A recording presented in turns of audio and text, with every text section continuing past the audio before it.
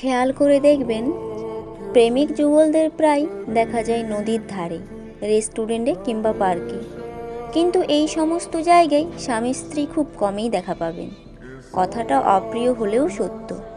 প্রেমিকার ভালোবাসা পেতে নতুন মডেলের আইফোনটা দিতে পারলে প্রেমিকের ধন্য মনে হয়, অথচ বইয়ের জন্য লাল কাঁচের চুড়িটা কিনতে গেলে বিরক্তিবোধ হয়। প্রেমিকার সাথে সারা রাত কথা বলাটা ভালোবাসার পরিচয় হলেও বইয়ের সাথে এক রাত গল্প করাটা নেহাত বোকামি। প্রেমিকার লাল গোলাপ পছন্দ বলে সারা দুনিয়া এক করে লাল গোলাপ হাতে নিয়ে ব্যস্ত প্রেমিক, কিন্তু বইয়ের জন্য কখনো একটা গোলাপের আবদারে তার আধিক্যতা লাগে।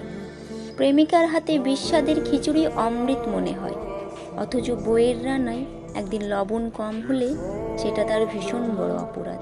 প্রেমিকার জন্মদিনে মাথায় শুধু তাকে সারপ্রাইজ দেওয়ার চিন্তা ঘুরপাক করে, আর স্ত্রীর বেলায় হিসাবটা শুধু পাওনার দোয়ারে গিয়ে ঠেকে।